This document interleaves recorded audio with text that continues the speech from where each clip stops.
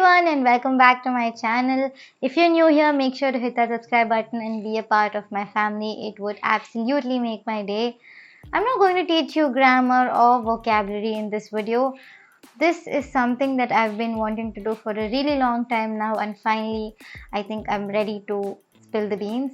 I am ready to talk to you about a lot of things that I've been thinking of lately.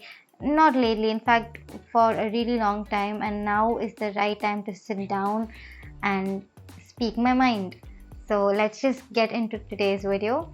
So I'm going to be discussing things that you should never be doing if you want to become a fluent English speaker.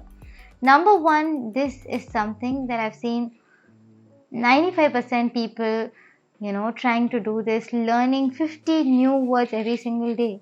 You're not a human dictionary, you are a human being, right? So don't learn 50 new words every single day. In my opinion, to start off, I think one word should be good. One word, and let's say one word and an idiom. So make sure you keep using this word in your everyday conversations for it to become part of your active vocabulary. It's just like a habit, you start doing something for 14 days straight and then it becomes part of your routine. So your new vocabulary to become part of your active vocabulary is going to be similar. By vocabulary, I don't mean that you have to start with extremely complicated words. You have to start by replacing the words that you've been overusing. For example, if you're someone who uses a lot of very good and very nice, the minute you look at something good, if you say very good or very nice, try replacing it with amazing, wonderful, marvelous, splendid. So start replacing the word very to sound better. Don't start off with extremely complicated words. Before we move to the second one, I just want to make something very clear, and that is learning a language is time consuming. Regardless of the language that you want to learn, trying to speak any language fluently is going to take up a lot of time. It's going to require a lot of effort from your end. It is going to be a time consuming process, so make sure you put in all your effort. Number two is thinking in your mother tongue. I've seen a lot of people, think in their mother tongue and then they translate it into English and then you speak. This is something you should never be doing because each language has a different structure. So start thinking in English, right from this second, start thinking in English. Let's say you're working or you want to get back home after your work, you have a long day. I'm sure you have these thoughts running in your mind, right? Make sure you think in English. This will definitely help you. Number three, you watch a lot of movies, you read a lot of books, but you still don't find yourself improving. This is because you're not doing something called speaking.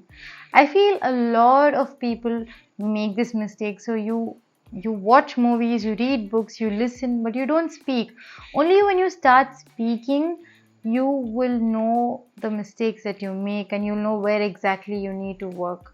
So make sure you speak as much as possible, especially if you want to become a fluent speaker. Then I would say conversation practice is a must. Number four, in the beginning you are enthusiastic, you're all pumped up to learn the language, but after 10 or 15 days you tend to give up. I've seen a lot of my learners do this as well. So like I said before, it is a time consuming process. So you have to be extremely patient. Patience is the key here. Patience along with consistency. Number five, fear and hesitation.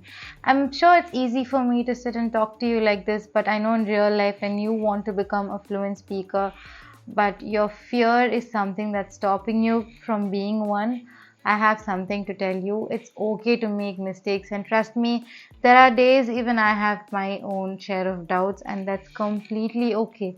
This is not our first language, right? It's okay to make mistakes. We all learn from our mistakes, don't we?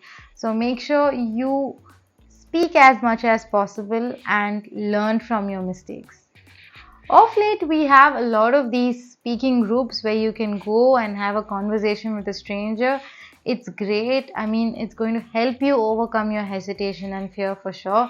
But there are some people who don't understand the fact that, let's say all of you are learners in that particular group and there's no one to correct you, I don't think you'd be learning there. Make sure you are under the guidance of someone who knows the language well enough to guide you, at least in your beginner level. And that's it for today's video. Thank you so much for watching. Also, I've been wanting to do this video for a really long time now. Make sure you subscribe and follow me on Instagram. I will see you in my next one. Bye.